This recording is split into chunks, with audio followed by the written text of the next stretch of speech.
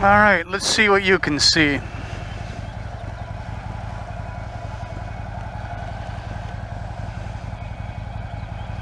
It's probably better.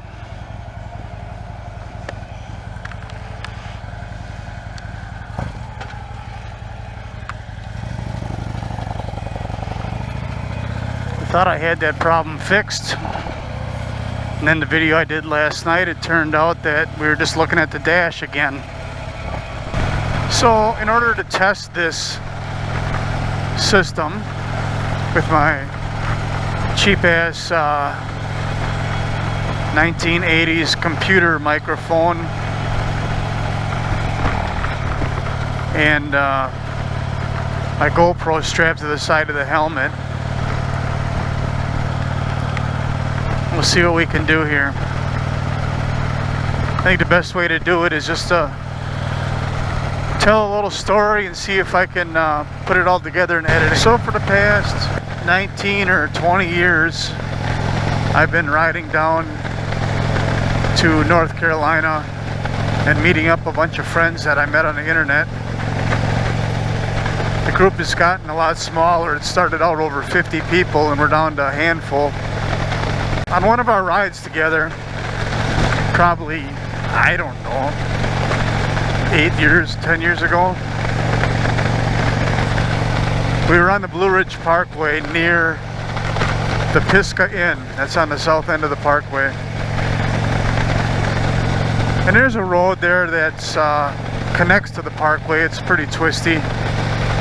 Probably the tightest, steepest, twistiest road that this boy from Wisconsin has ever experienced. Anyway, we had discovered it one day and then we were gonna revisit it another day.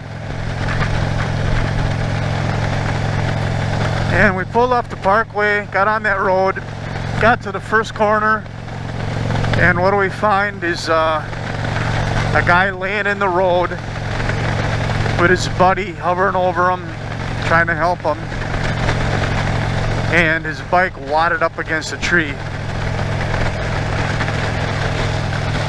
So, you know, we tried to help. There's nothing we could do for the guy. Ambulance was already on the way. You know, the guy, he couldn't do anything but moan, groan, and scream. It was really kind of hard to bear. And the bike that was wadded up against the tree was a custom rig designed for someone that's paralyzed, at least in the legs. It didn't have any feet controls. It was all hand controls. He would have been kind of in a side hack alongside the bike, running the controls. That's the way I remember it. Anyway, the bike was just wadded up. So we decided we were gonna, you know, just pull road guard and make sure nobody came around the corner and monster truck these guys. And I went on the far corner, and I can hear the ambulance coming. It's a long ways off, or at least I don't think it was that far off. It just took a long time to get there. And I'm waiting and I'm waiting and I'm looking at the road, and there are these deep scrapes and gouges in the road. You know, grooves that would upset your line if you were leaning a bike over trying to make that turn. And I'm wondering how they got there, just thinking, you know, a bumper would scrape on a low-hanging bumper on a vehicle. So as the ambulance approaches and it gets to this turn, which it's really tight and it's really steep, excuse me, it's really steep at the same time. And I shit you not, the front bumper and the back bumper of that ambulance were scraping at the same time as he was going around this turn uphill. was the craziest thing I ever seen. They didn't seem to think much of it. I think they make a lot of runs up and down that road rescuing people.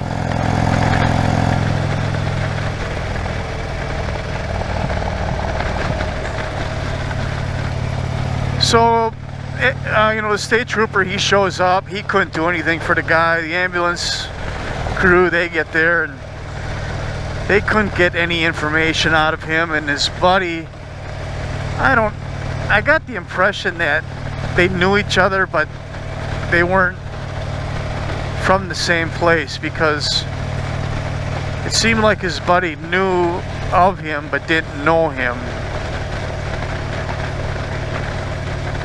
As in, he couldn't tell the ambulance crew what his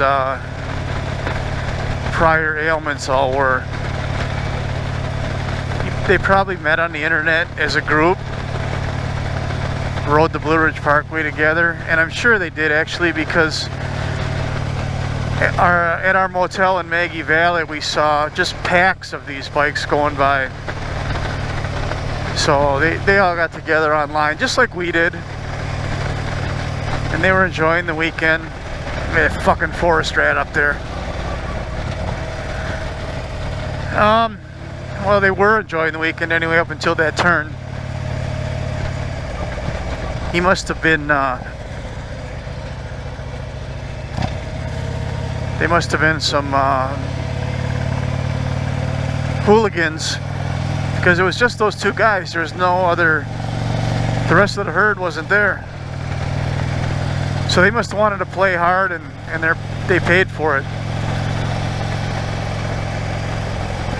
I felt sorry for the ambulance crew, because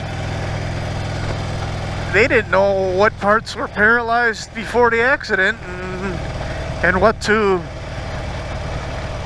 immobilize and secure, and you know, they just strapped that guy to a board tight while he screamed his face off, and that's really all I know of. I don't know how it ended. After the guys left and the bike was still wadded up against the tree, we went and investigated a little bit closer, and you know, those rigs are really quite interesting. Hey, Uncle Tommy must be mowing at the village today. I should go in there and give him shit.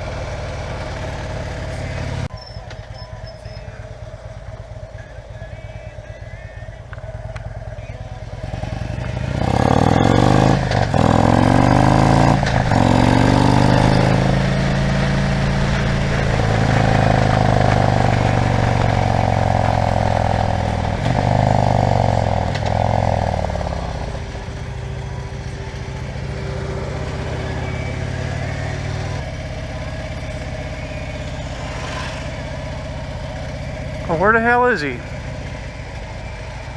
Got all these other knuckleheads I never seen before. See, one truck's missing. He probably got in and left.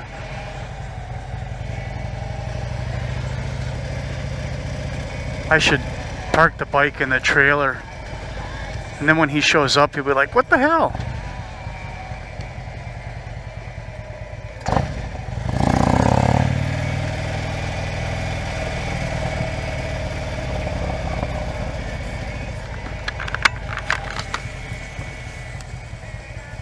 Hey, which way to the Heidel house? You gotta go south about 20 miles. Okay. And then you take and head due east about 30 miles. Okay. It's on your left. 10-4. Yeah, because your other, you were mostly aiming at your dash. Well, when I recorded it last night, it was aiming at the dash, so I adjusted it up, and I'm hoping today I'm looking out over the windshield. Because it's pretty boring video just to listen to me go, "Hey, what's up?" And looking at, you know, whatever.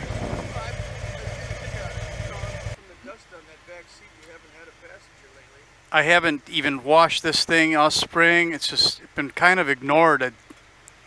I checked the oil, so I'm good there. It's a beautiful Looks like I got a little bit of brake fluid leaking. The paint's starting to bubble. Really? Cripes. Better turn around and get a new one. Nah, ain't gonna happen. The warranty just ended on this. Or it's just about to, yeah. I'll show you. I know, I gotta get going though because... Yeah, I gotta get going too anyway. I got important writing to do. Fucker. Right. Alright bro, pop a wheelie. Yeah, later.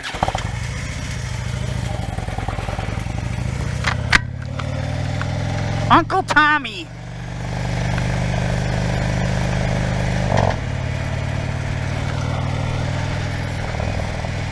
So where was I with my story anyway? I don't remember. Paralyzed dude.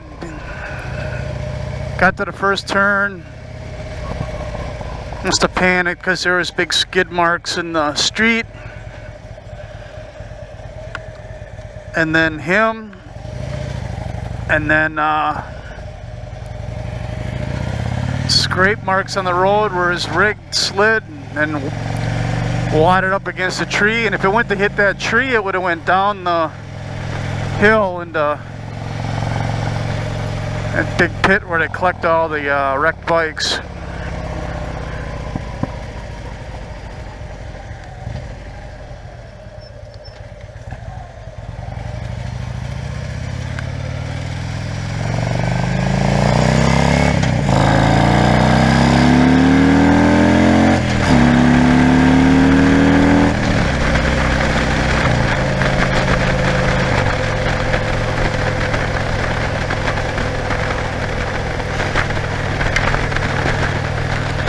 So anyway, after the ambulance hauled the dude away, we checked out that rig, and you know, those things are built pretty cool.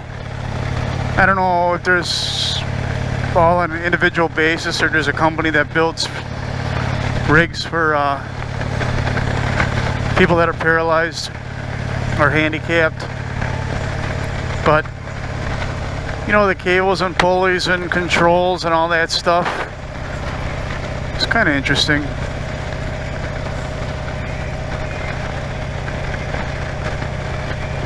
But our ride from there back to the motel that day was probably toned down a bit. You know, when you see a guy that's just a big splat in the road, kind of makes you, you know, make sure you got your chin strap tight and your gloves on and all that good stuff.